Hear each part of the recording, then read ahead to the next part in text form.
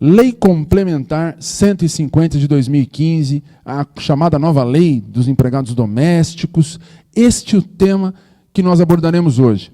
Então, meu nome é Gilberto Maestro Júnior, sou advogado, mestre em Direito, professor aqui na Faculdade Legale, e é da sala de aula da Faculdade Legale que eu vou até você, para que em poucos minutos nós possamos trabalhar as principais ideias, mostrar as principais novidades desta lei tão relevante e tão aguardada, a lei que regulamentou a ampliação de direitos dos domésticos trazida pela Emenda Constitucional 72, ok?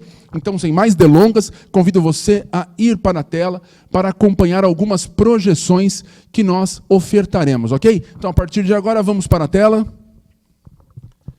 E na tela você encontra a menção à Lei Complementar 150, de 1º de junho de 2015, uma lei bastante recente, e na sua ementa, no quadro azul, a afirmação de que dispõe a referida Lei 150, a Lei Complementar 150, sobre o trabalho doméstico, sobre o contrato de trabalho doméstico. Uma lei que traz no seu bojo, além de uma nova disciplina sobre os direitos e deveres dos trabalhadores e dos empregadores domésticos, também a alteração de importantes leis no cenário brasileiro. Por exemplo, as leis 8.212 de 91, que trata do plano de custeio da Previdência, a Lei 8.213 do mesmo ano, que trata do plano de benefícios, e tantas outras que na tela você pode localizar e identificar, ok? Muito bom. E continuando na tela, passando para o próximo slide, vocês podem encontrar a exposição acerca da estrutura desta Lei Complementar 150. Uma lei estruturada em 5 capítulos, dentro dos quais encontramos os seus 47 artigos. Então, são 47 artigos que formam a Lei Complementar 150 de 2015, estruturados em 5 capítulos. Esses dispositivos incluem regras de abertura do sistema. O que isso significa? Há previsão, inclusive, de aplicação subsidiária da CLT, o que é uma grande novidade. E, no total, em seu todo, a lei trata não só de questões trabalhistas, mas também de questões administrativas, fiscais e previdenciárias. Então, voltando a imagem para mim, nós temos com a Lei Complementar 150 de 2015 a inauguração de um novo cenário. Um cenário no qual os trabalhadores domésticos passam a ter direitos, talvez não absolutamente equiparados, mas muito aproximados dos direitos dos demais trabalhadores urbanos. Aliás, com grandes transformações, como nós veremos, inclusive com a previsão expressa de aplicação subsidiária do texto da Consolidação das Leis do Trabalho para fim de reger os contratos de trabalho doméstico. O que significa uma aplicação subsidiária naquilo que não for incompatível com os princípios e regras trazidos pela Lei Complementar 150 de 2015, pela Lei dos Domésticos, ok? Naquilo que não for incompatível com esta nova lei que regulamenta o trabalho doméstico, o contrato de trabalho doméstico. E nos casos em que houver lacuna, então, lacuna da Lei Complementar 150 e compatibilidade com seus princípios e regras, será possível a aplicação subsidiária da própria CLT. Veremos daqui a pouquinho que isso se trata não de conclusão a partir de uma interpretação sistêmica ou coisa do gênero. É texto expresso da Lei Complementar 150 que apregoa a questão que fixa a possibilidade de aplicação subsidiária do texto da CLT. Ok? Então, voltaremos, aliás, para a tela. Vamos para a tela, mais uma vez, para darmos sequência à análise dos dispositivos mais importantes desta lei. E eu começo pelo penúltimo dispositivo. O artigo 46 da Lei Complementar 150 traz que ficam revogados o inciso 1 do artigo 3º da Lei 8.009 de 90 e a Lei 5859, na verdade o Decreto-Lei 5859, de 11 de dezembro, aliás, me desculpem, a lei mesmo, 5859, de 11 de dezembro de 1972. Revogados, artigo 3º, inciso 1 da Lei 8.009 de 90 e a Lei 5859, de 11 de dezembro de 1972. Voltando para mim, voltando a imagem para mim, a Lei 8009, ela traz para nós a disciplina do bem de família. Bem de família, aquele único bem que a família possui, que a pessoa possui, no qual ele ou sua família guardam residência, guardam morada e que, portanto, é impenhorável, isso de um modo muito objetivo. Bem de família, aquele bem protegido contra, inclusive, eventuais incursões dos credores do seu proprietário. Um bem impenhorável, ok? O artigo 3º da Lei 8009 traz para nós um rol de incisos, um conjunto de situações que são afastadas da realidade da proteção do bem de família. Em outras palavras, o artigo 3º vai trazer para nós as exceções a esta regra de impenhorabilidade. O inciso 1 já sofreu revogação. Agora, o mais interessante, embora isso seja muito importante, o mais interessante é notar que no final do artigo 46 da Lei Complementar 150 de 2015, nós encontramos a expressa menção à revogação da Lei 5859 de 1972. Que lei é essa? 5859 de 72. Até então vigente Lei do Trabalho Doméstico. Aquela lei que regulamentava o trabalho doméstico, até agora, que nós tanto conhecemos, tanto utilizamos no cotidiano, ok? Aquela lei antiga, a lei que vigorava até entrar em vigor a atual Lei Complementar 150. Esta lei do trabalho doméstico, até então conhecida, certamente abordada nos manuais de direito do trabalho publicados até mesmo em 2015, ok? Afinal de contas, a Lei Complementar trouxe essa novidade toda a partir do dia 1º de junho, 1º deste mês de 2015, ok? Então, a Lei 5859 de 72, que trazia tudo aquilo sobre o qual nós nos debruçávamos em estudo, quando buscávamos soluções para os conflitos entre empregador e empregado doméstico, foi expressamente revogada. No seu lugar, surge e adentra ao sistema a Lei Complementar 150 de 2015, ok? Vamos voltar para os slides, voltar para a tela. E voltar para a tela para notarmos que o artigo 47 traz que a lei, a Lei Complementar 150 de 2015, entre em vigor na data de sua publicação. O que significa que esta norma, este conjunto de regras trazidos com a Lei Complementar 150, com a nova lei dos trabalhadores domésticos, o trabalho doméstico, começa a valer a partir do dia 2 de junho, quando foi publicada, ok? Surge disso uma questão interessante. E que questão é essa? Vocês podem notar no final do slide projetado na tela de vocês, que o artigo 45 da Lei Complementar traz claramente que as matérias tratadas na Lei Complementar 150, que não sejam reservadas constitucionalmente à Lei Complementar, poderão ser objeto de alteração por lei ordinária. E certamente o objetivo da norma aqui foi deixar aberta a possibilidade de adequações ao novo regime. De repente, alguma situação pode exigir, na experiência prática vivenciada com a vigência da Lei Complementar 150, pode permitir ou até exigir algum tipo de adaptação. O artigo 45 pontua claramente que essas alterações dar-se-ão por lei ordinária, a não ser que se trate de matéria reservada à lei complementar.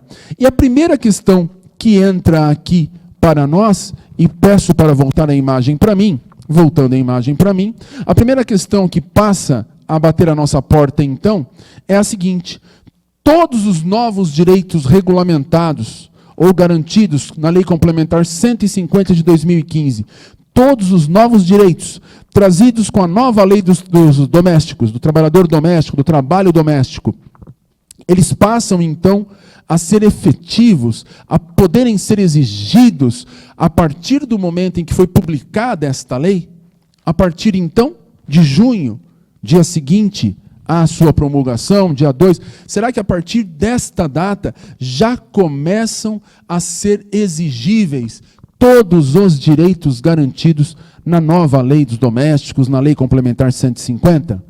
E a resposta é não, porque nós temos um conjunto de direitos de muita importância que ainda dependem de regulamentação. Mas, Gilberto, nós esperamos todos esses meses pela regulamentação dos direitos dos domésticos. Esta lei complementar não veio para isso?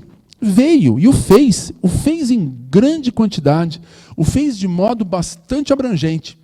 Só que, com relação a alguns desses direitos, ainda trouxe novidades que, para efetivar esses direitos, exigirão uma nova regulamentação.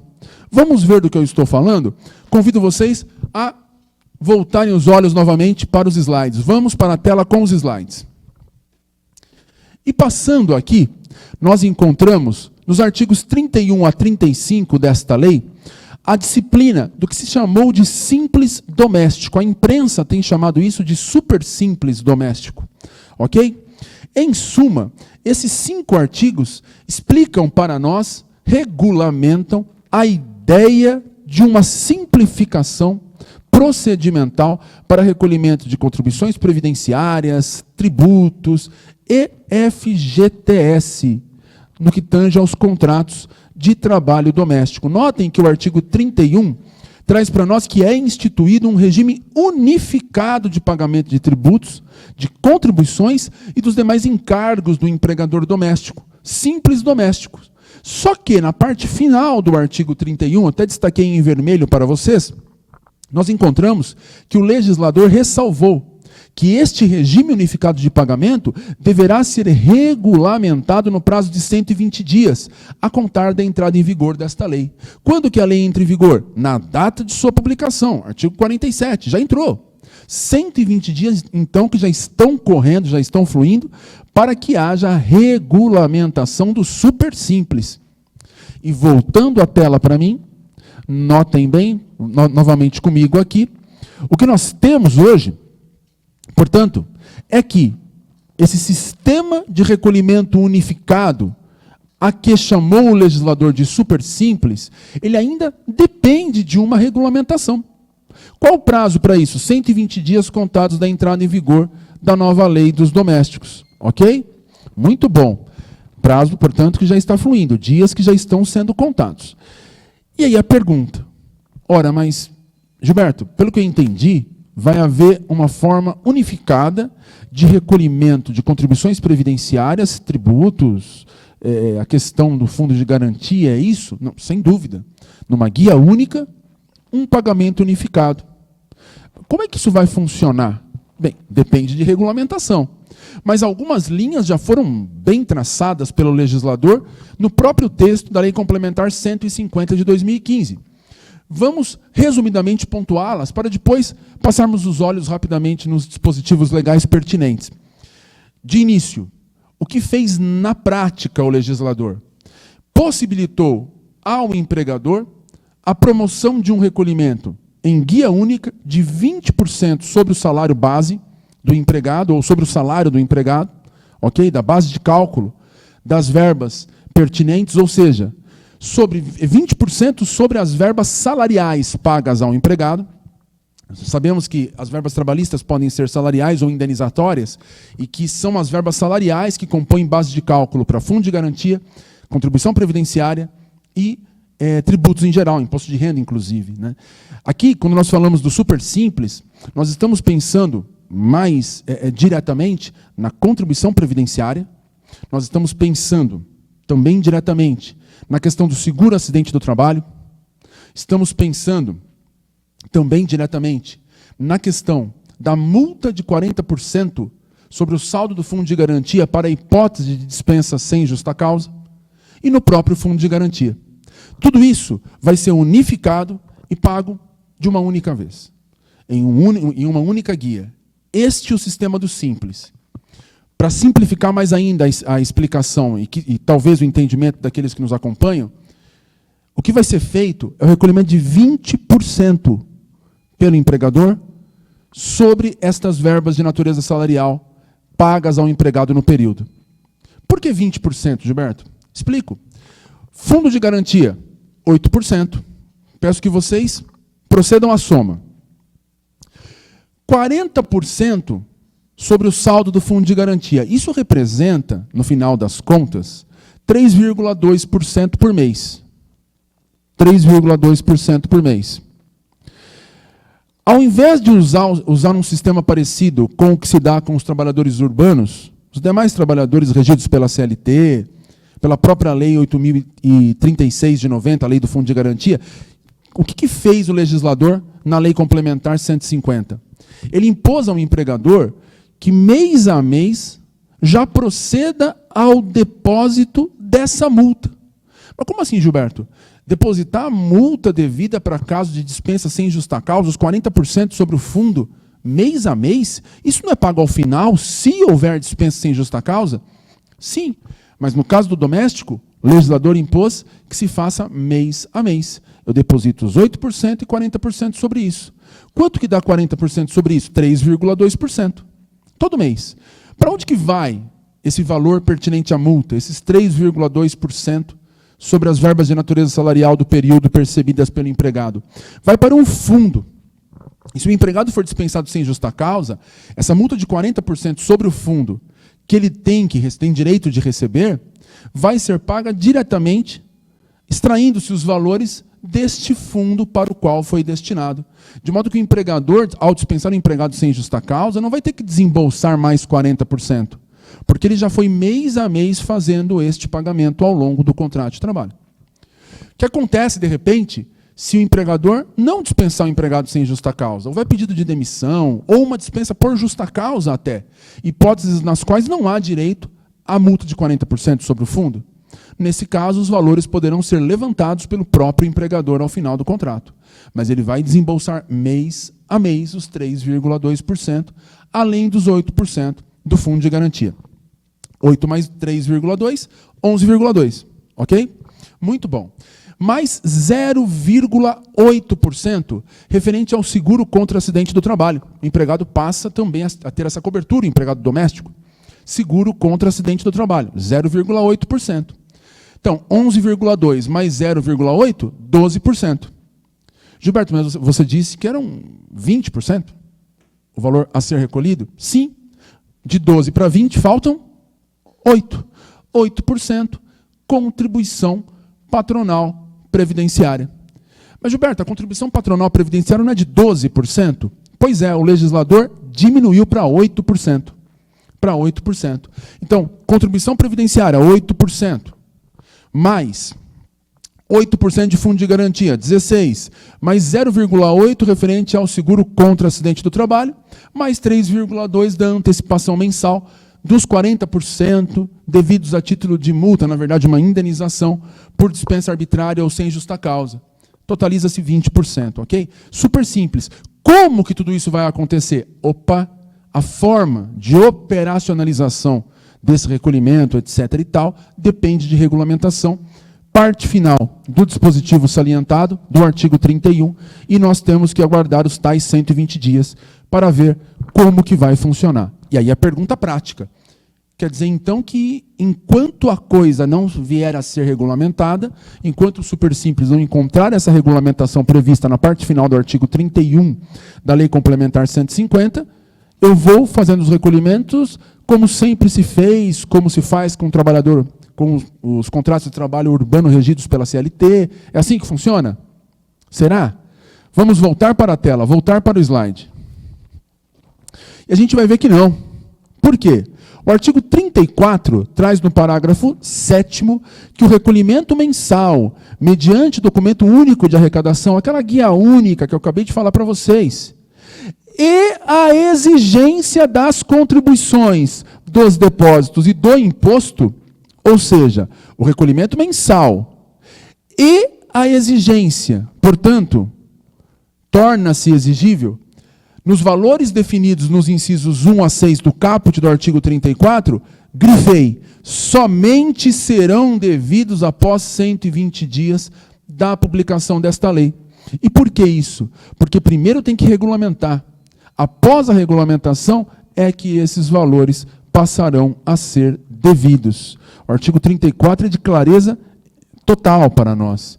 E aqui, apenas para reforçar aquilo que eu já havia falado, artigo 34 traz os incisos 1 a 6, voltando, inclusive, mencionados no parágrafo 7º, a exigência do que é definido nesses incisos somente dar-se-á a partir de 120 dias contados da publicação, né? Vamos lá. Artigo 34. 8 a 11% de contribuição previdenciária do segurado empregado. Esses 8 a 11 serão pagos pelo empregado, ou seja, descontados do seu salário, ok? No mais, o que sai do bolso do empregador? 8% da contribuição patronal previdenciária. 0,8% referente ao financiamento do seguro contra acidente do trabalho, mais 8% do FGTS e 3,2% na forma do artigo 22 desta lei, ou seja, já estou adiantando aqui, 3,2% que representam os 40% de multa sobre o fundo de garantia, além do imposto de renda retido na fonte, de que trata a lei pertinente se incidente. Então nós teremos 20%, 8% da contribuição patronal previdenciária, 0,8% do financiamento do seguro contra acidente do trabalho, 3,2% referente à antecipação da multa sobre o fundo de garantia, os 40% tão conhecidos, em caso de dispensa arbitrária ou sem justa causa, e os 8% do próprio fundo de garantia, 20%. Além disso, tem mais alguma coisa? Como eu mencionei no começo da exposição, a questão tributária também está dentro do Supersimples. Na mesma situação, no mesmo momento, no mesmo documento único de arrecadação, olhem o caput do 34, olha só, inciso 6 agora, imposto de renda retido na fonte. Além dos 20%, não é? Tem também que se fazer o recolhimento do imposto de renda retido na fonte. Só que isso, da mesma forma que acontece com a parcela ou com a contribuição do empregado à Previdência, dar-se-á com desconto nos valores pagos no mês ao empregado, porque o imposto é devido pelo empregado.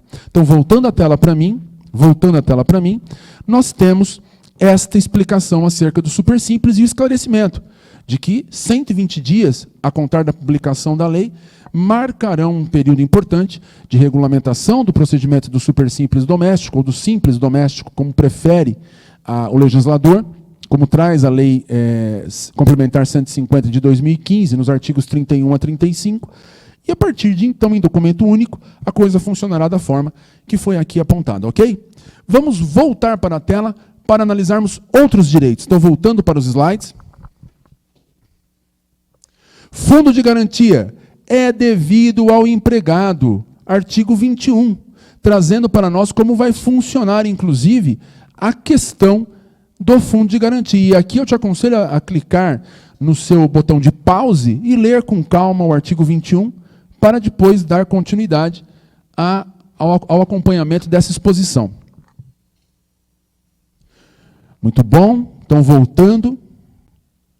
E o artigo 22, que fala que o empregador doméstico depositará a importância de 3,2%, 3,2%, sobre a remuneração devida no mês anterior, verbas de natureza salarial, base de cálculo, para a questão do cálculo do fundo de garantia.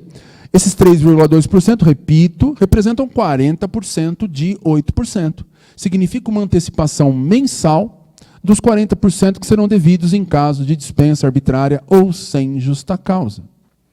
Nós temos aqui todas as hipóteses nas quais haverá sim o direito do empregado a receber esse valor ao final do contrato de trabalho, bem como as hipóteses nas quais haverá a restituição deste valor ao empregador. É muito importante notar-se que haverá aqui sim a possibilidade do empregador vir a levantar parte desses valores, ou o valor total, como, por exemplo, se vê no parágrafo 2º. Na hipótese de culpa recíproca, metade dos valores pertinentes aos 3,2% que tiverem sido creditados ao longo do contrato, poderão ser movimentados, sacados pelo empregado. A outra metade, quem vai sacar, quem vai movimentar é o empregador. E por quê? Porque em caso de culpa recíproca, as verbas indenizatórias são rateadas entre as partes, entre empregado e empregador. O empregado recebe 50% das verbas indenizatórias decorrentes da rescisão do contrário. É isso daí. E seguindo, A Lei Complementar 150 de 2015, ela traz uma novidade muito interessante. No artigo 19, algo que eu chamo de microsistema de regência dos direitos trabalhistas, fruto do diálogo das fontes. Observem que o artigo 19 traz que, consideradas as peculiaridades do trabalho doméstico, ou seja, os princípios e regras que o regem, a ele também se aplica um conjunto de leis, e subsidiariamente a CLT. Ok? E subsidiariamente a CLT. De modo tal que a gente pode passar para este gráfico, no qual nós encontramos a disciplina ilustrativa do microsistema legal de disciplina, repetindo a palavra, da relação de emprego doméstico no Brasil. Tudo parte da Constituição Federal. Artigo 7º, que traz o rol de direitos trabalhistas. No parágrafo único do artigo 7º, a Constituição Federal reúne quais são os principais direitos dos trabalhadores domésticos, os direitos garantidos pelo texto constitucional. Esses direitos, trazidos no artigo 7º, parágrafo único da Constituição, que sofreram considerável ampliação com a Emenda Constitucional 72, foram em boa parte regulamentados agora com a Lei Complementar 150, de 1º de junho de 2015. Só que a Lei Complementar, a lei que regulamenta o trabalho, o contrato de trabalho doméstico, ela não esgota o conjunto de direitos que os empregados domésticos têm. Ela expressamente, no artigo 19, menciona, e peço que vocês observem os círculos ao final do esquema, no rodapé do esquema, ela menciona que algumas leis são totalmente aplicáveis ao contrato de trabalho doméstico. Então, que leis? Por exemplo, o círculo verde, a Lei 605 de 49. Que lei é essa? A lei que regulamenta o descanso semanal remunerado e a questão do trabalho em dias de feriado, trabalho ou descanso em dias de feriado. Além disso, peguemos o círculo roxo, o último deles, a Lei 7.418 de 85, a lei que trata do Vale Transporte. Vocês certamente têm ouvido falar na imprensa que agora o empregador doméstico tem que pagar ao seu empregado doméstico o custo do transporte. É isso daí. A lei que regulamenta o direito ao Vale Transporte, 7.418 de 85, é aplicável por força de texto expresso da Lei 150 de 2015, artigo 19, aos contratos de trabalho doméstico. DSR, feriado, Vale Transporte. E, nos outros dois círculos, a Lei 4.090 de 62 e a Lei 4.749 de 65, que tratam do 13º. Essas leis todas são aplicáveis aos domésticos. Então, doméstico hoje tem Constituição Federal, depois, Lei Complementar 150, depois, essas 4 leis que eu acabei de mencionar. E, além disso, subsidiariamente, o quadrão vermelho no canto da tela, a CLT. A CLT. Então, voltando para mim, quais são os direitos dos domésticos? Bem, são aqueles previstos no artigo 7º, parágrafo único da Constituição, mas só esses? Não. Tem uma lei complementar, lei especial, 150 de 2015. Muito bem. Fica nisso. CLT. E por que é importante destacar sobre a CLT? Vamos voltar para o slide. É importante essa mudança, porque olhem o que a própria CLT traz. Olhem então na tela o slidezinho projetado, para ver o que a própria CLT traz. Artigo 7º da Consolidação das Leis do Trabalho. Os preceitos constantes da presente consolidação, salvo quando for em cada caso, expressamente determinado em contrário, não se aplicam, a linha A, aos empregados domésticos. Os empregados domésticos nunca tiveram direitos garantidos na CLT. Por quê? Porque a própria CLT, no artigo 7º, a linha A, é expressa ao dizer: o meu texto não se aplica à regência dos contratos de trabalho doméstico. Muito bem, isso muda. Olha o artigo 19 da atual Lei dos Domésticos, da Lei 150 de 2015. Parte final do caput. Subsidiariamente, aplica-se a CLT. O que significa aplicação subsidiária? Quando houver lacuna, algo que a lei não trata, a Lei 150, e que a CLT disciplina. E 2, houver compatibilidade com os princípios e regras que a própria Lei Complementar 150 carrega, e que as peculiaridades do emprego doméstico também pontuam. Se não houver uma ofensa a base principiológica, as características essenciais, as peculiaridades do trabalho doméstico, como traz o comecinho do artigo 19, aplicar-se-á, em caso de lacuna da Lei 150, a CLT.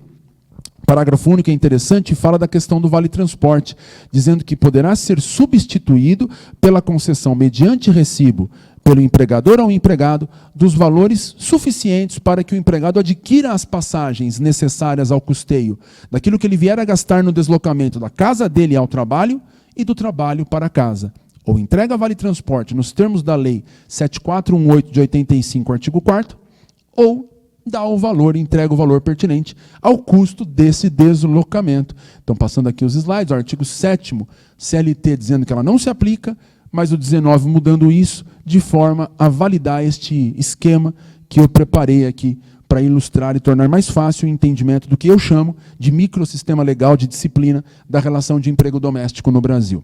Voltando a tela para mim. Algumas outras questões, agora conosco novamente conversando assim com imagem, né?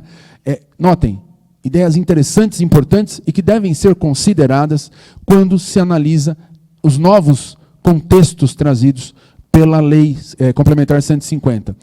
Outras ideias. A primeira delas, resolveu a Lei Complementar 150, ela resolveu, ok? Resolveu aquela dúvida de quando um trabalhador é diarista ou é empregado doméstico. É diarista ou empregado doméstico?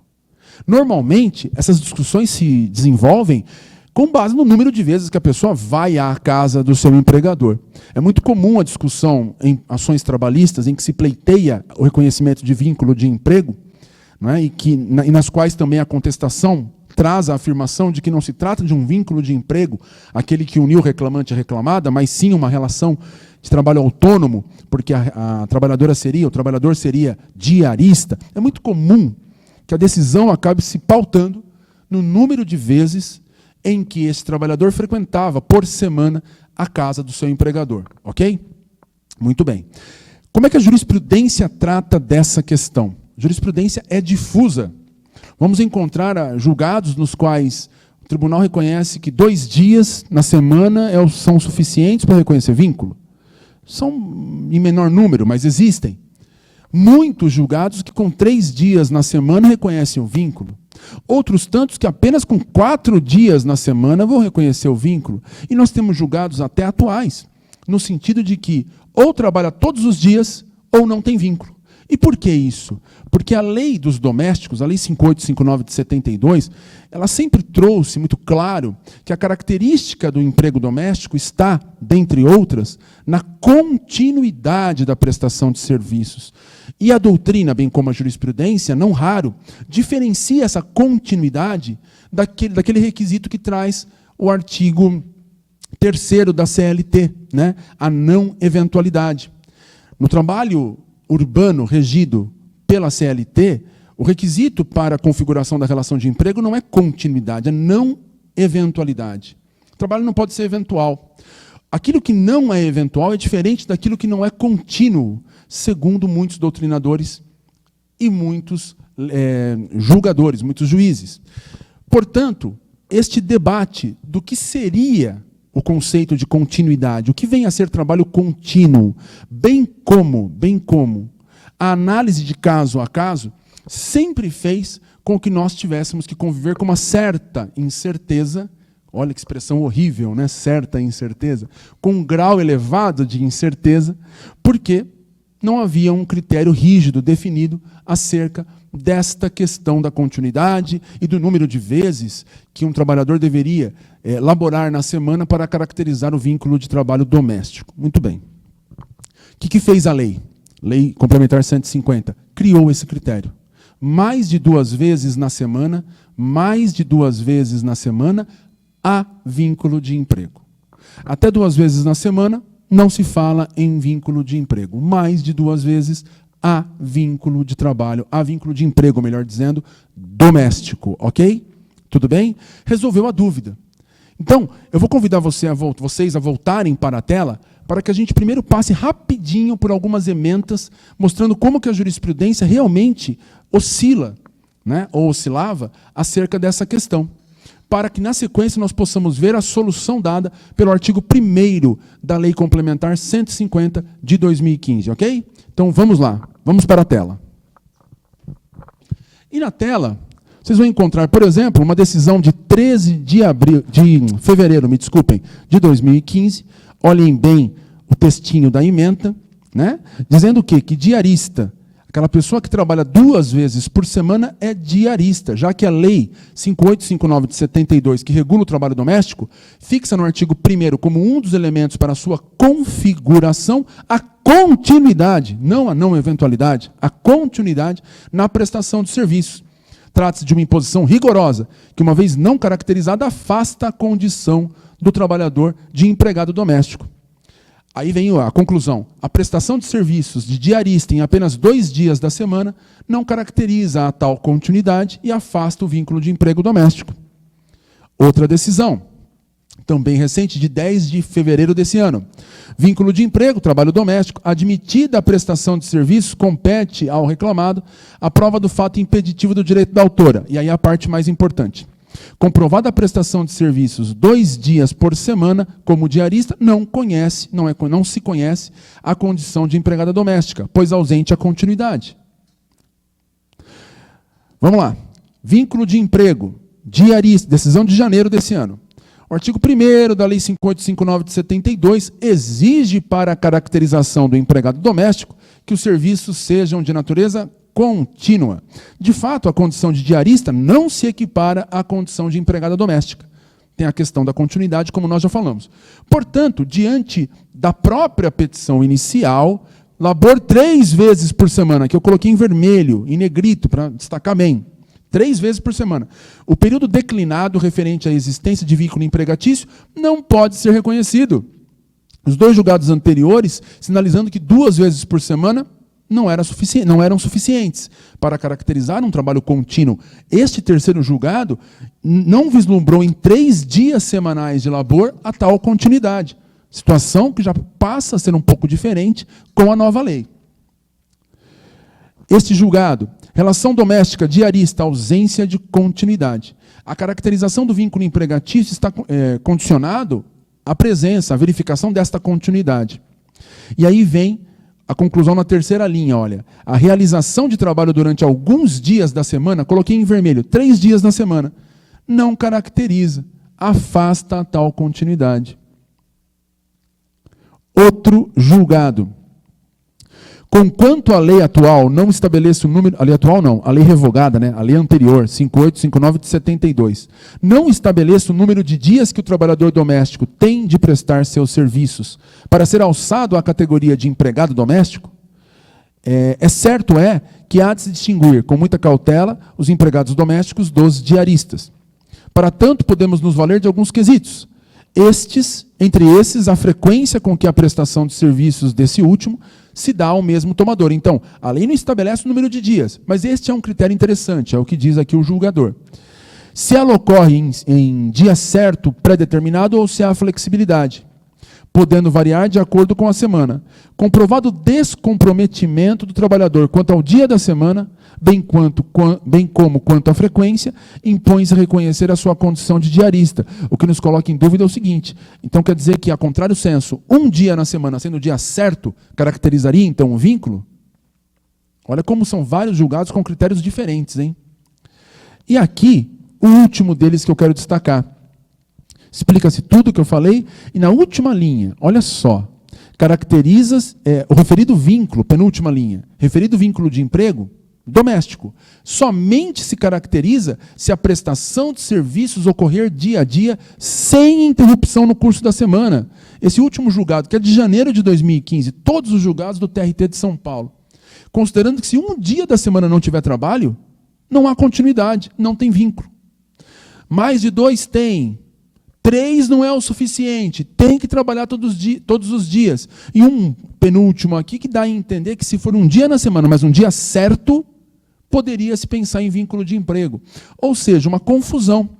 Vem a Lei 150 de 2015 e acaba com esse contexto de insegurança, trazendo que ao empregado doméstico, assim considerado aquele que presta serviços de forma contínua, subordinada, onerosa e pessoal, e de finalidade não lucrativa à pessoa ou à família, no âmbito residencial destas, por mais de 2 dias por semana, aplica-se o disposto nessa lei. Ou seja, a lei cria o requisito. A lei, aliás, resolve a questão da continuidade. Então, voltando para a minha imagem, a lei acabou com esse contexto de insegurança que nós encontrávamos na jurisprudência. Nosso propósito aqui hoje é apenas iniciar algumas reflexões sobre a Lei Complementar 150, de forma breve, de forma objetiva, de forma bastante rápida e direta.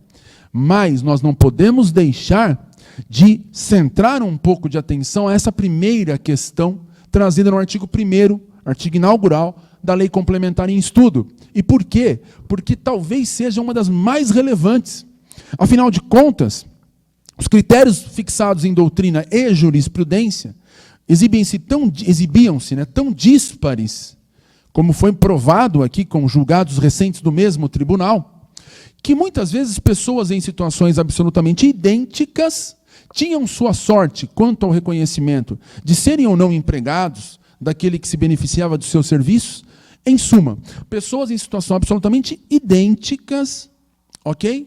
Viam-se com resultados completamente distintos após a propositura da ação. E não falo aqui de situações em que uma conseguiu provar, a outra não conseguiu provar, não. Estou falando de situações em que os fatos considerados eram os mesmos. Todavia, para uns, 2 dias não eram suficientes para formar o vínculo. Para outros, 3 dias não eram suficientes. Para outros, se 1 dia existisse de lapso na semana, não havia continuidade. Outros, aparentemente, com 1 dia, sendo o dia certo, já dá para se pensar em continuidade. Então, esta falta de critério gerava uma insegurança e uma injustiça para os empregados, assim como fazia para os empregadores. Afinal de contas, é importante saber, afinal de contas, é muito importante, é imperioso saber se eu tenho ou não deveres legais a cumprir, para que depois possa vir a ser exigido de mim este cumprimento, este adimplemento. Ora, se não há certeza sequer sobre o que é necessário em termos de número de dias trabalhados na semana para se caracterizar o vínculo de emprego doméstico e distinguir o empregado doméstico da figura do diarista, como que se pode pensar em um contexto de segurança jurídica até mesmo para os empregadores? Injustiças para os empregados que tinham sua sorte definida muitas vezes pela distribuição e não pela realidade do seu trabalho, pela distribuição da sua ação, a depender do juiz que recebesse a ação, teria uma sorte. Ok? Injustiça também aos empregadores, que não tinham nenhuma segurança. O que fazer? Trato como diarista ou trato como empregado doméstico? E isso repercute na seara de direitos e de obrigações, repercute no custo deste empregado. E muitas vezes é um fator determinante para que o próprio empregador exerça livremente a sua vontade de contratar um diarista ou contratar um empregado doméstico. Hoje, artigo 1º resolve o problema. Mais de 2 vezes por semana é doméstico. Presentes os demais requisitos: trabalho prestado no âmbito residencial para pessoa ou família sem fins lucrativos. Isso foi mantido. Tem a característica de trabalho doméstico, mais de 2 vezes por semana, há vínculo de emprego. Até 2 vezes, o artigo 1º deixa claro, haverá aqui uma relação de trabalho autônomo, serão diaristas, ok? E muitas outras questões são trazidas por esta lei.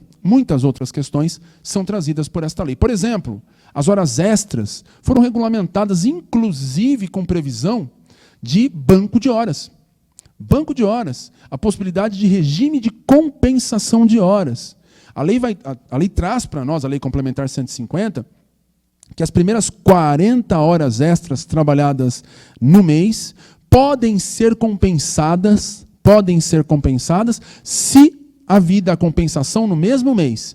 Dentro do mesmo mês, compensa-se a quantidade de horas extras trabalhadas. Então, o doméstico trabalhou 50 horas extras.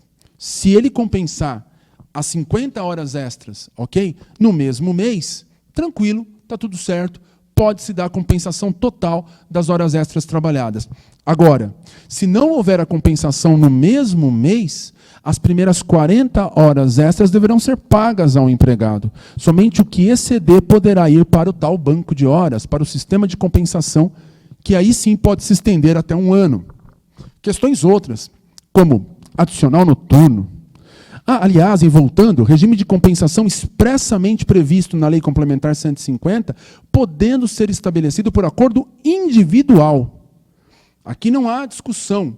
A lei é clara, acordo entre empregado e empregador, aquela discussão tão conhecida por aqueles que militam na área trabalhista, e já me aproximando do encerramento do nosso bate-papo de hoje, notem, aquela discussão se o banco de horas exige ou não acordo ou convenção coletiva, ok? Convenção coletiva, sempre acordo coletivo. Se o acordo individual seria suficiente, acordo entre empregado e empregador, seria suficiente para se viabilizar de modo indiscutível e válido um banco de horas, um sistema de compensação anual dentro de 1 ano. Preciso do acordo coletivo? Pode o acordo ser individual? Essa discussão no âmbito doméstico, pelo menos no que se refere ao texto da lei, não existe. A lei é clara. O banco de horas, o acordo para compensação, pode ser estabelecido entre empregado e empregador, acordo individual. Abrindo aqui uma discussão interessante, será constitucional essa norma? Será que esta regra da lei complementar será mantida pelos tribunais? Ou vai ser reconhecida como inconstitucional? Algo interessante para refletirmos.